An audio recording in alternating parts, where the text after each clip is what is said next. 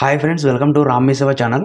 So కొత్త ration కార్డుల మంజూరుకు సంబంధించి ఏపీ ప్రభుత్వం ఒక కీలక ప్రకటన అనేది చేయడం జరిగింది. సో పూర్తి వివరాలకు ఈ వీడియోనైతే చివరిదాకా చూడండి ఫ్రెండ్స్. అలాగే మీరు మరిన్ని అప్డేట్స్ను మిస్ అవ్వకుండా పొందాలి అనుకుంటే రామ్ మీ సేవ సంబంధించి టెలిగ్రామ్ గ్రూప్లో అయితే జాయిన్ అవ్వండి. సో జస్ట్ మీరు టెలిగ్రామ్ యాప్లో రామ్ మీ సేవ అని చెప్పి సెర్చ్ చేస్తేనే రామ్ మీ సేవ గ్రూప్ అనేది చూపిస్తుంది. సో ఏపీ స్టేట్లో కూటమి ప్రభుత్వం అధికారంలోకి వచ్చినప్పటి నుంచి ఇప్పటి వరకు కొత్త రేషన్ కార్డుల మంజూరుకు సంబంధించి ఎటువంటి ప్రాసెస్ అనేది చేయలేదన్నమాట. సో ఇందులో భాగంగానే ఒక కీలక ప్రకటన వచ్చిందనమాట. సో ఎవరైతే కొత్తగా మ్యారేజ్ అయ్యి ఉండి కొత్త రేషన్ కార్డుకు అప్లై చేసుకోవాలనుకుంటున్నారో సో వారు వచ్చేసి వచ్చే నెల మనకు డిసెంబర్ 2వ తారీఖు నుండి అప్లై చేసుకోవచ్చు అనమాట. ఇందుకు సంబంధించి దరఖాస్తులను స్వీకరిస్తామని చెప్పి కూటమి ప్రభుత్వం తెలియజేయడం జరిగింది. అదేవిధంగా అర్హత ఉండి కూడా రేషన్ కార్డు లేని వారు కూడా అప్లై చేసుకోవచ్చు అని చెప్పి తెలియజేశారనమాట. అదేవిధంగా రేషన్ కార్డులో యాడింగ్ కానీ అలాగే రేషన్ కార్డులో నేమ్ చేంజెస్ కానీ అడ్రస్ చేంజెస్ కానీ సో ఇంకా ఏ అప్డేట్ ఉన్నా కూడా వీటన్నిటికి సంబంధించి ఆప్షన్స్ను వచ్చే నెల డిసెంబర్ 2వ తారీఖు నుండి అందుబాటులో ఉంచుతామని చెప్పి తెలియజేశారనమాట.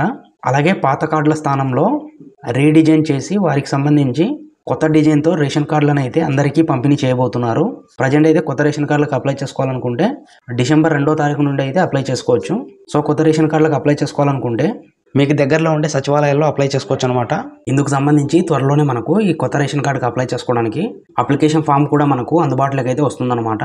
డిసెంబర్ 2వ తారీఖు నుండి కొత్త రేషన్ కార్డుకి అప్లై చేసుకుంటారు. సో వారికి సంబంధించి ఆ కొత్త రేషన్ కార్డును వచ్చేసి జనవరి నెల నుంచి అయితే పంపిణీ చేస్తారనమాట. సో ఈ మొత్తం ప్రాసెస్ మనకు డిసెంబర్ నెల జనవరి నెలలో కొత్త రేషన్ కార్డులకు సంబంధించి కొత్త రేషన్ కార్డుల మంజూరు అలాగే ఆ రేషన్ కార్డులో ఏదైనా మార్పులు చేసుకోవాలనుకున్నా కూడా ఆప్షన్ అయితే ఇవ్వడం జరుగుతుంది. అదేవిధంగా రేషన్ కార్డ్స్లో నేమ్ యాడింగ్ చేసుకోవాలన్నా కూడా ఆప్షన్ అయితే ఉంటుందన్నమాట. సో కొత్త రేషన్ కార్డుకి అప్లై చేసుకోవాలనుకుంటే అప్లికెంట్ సంబంధించి కంపల్సరీగా ఆధార్ కార్డ్స్ అయితే ఉండాలి. అలాగే గ్రూప్ ఫోటో అనేది ఉండాల్సి ఉంటుంది. అలాగే కొత్తగా మ్యారేజ్ అయిన వారైతే కనుక కంపల్సరీగా మ్యారేజ్ సర్టిఫికేట్ అనేది ఉండాల్సి ఉంటుంది. సో ఈ డాక్యుమెంట్స్ ఉంటేనే మీకు కొత్త రేషన్ కార్డు అనేది జారీ అవ్వడం జరుగుతుంది. సో మీరు కొత్త రేషన్ కార్డుకు గతంలోనే అప్లై చేసుకొని ఉన్నా కూడా ఇప్పటివరకు మీకు రేషన్ కార్డు రాకపోయింటే కనుక మళ్ళీ మీరు ఫ్రెష్ అప్లికేషన్ అయితే పెట్టుకోవాల్సి ఉంటుంది. ఎందుకంటే ప్రజెంట్ వచ్చేసి మనకు సచివాలయాల్లో ఉండే లాగిన్స్ అన్ని అప్డేట్ చేయడం జరిగిందనమాట. సో గతంలో అప్లై చేసిన వారికి సంబంధించి ఆ డేటా అనేది ఆన్లైన్లో ఉండకపోవచ్చు అనమాట. సో అందుకే ఫ్రెష్ అప్లికేషన్ అనేది కొత్తగా అర్హత కలిగిన వారందరూ అయితే అప్లై చేసుకోవాల్సి ఉంటుంది.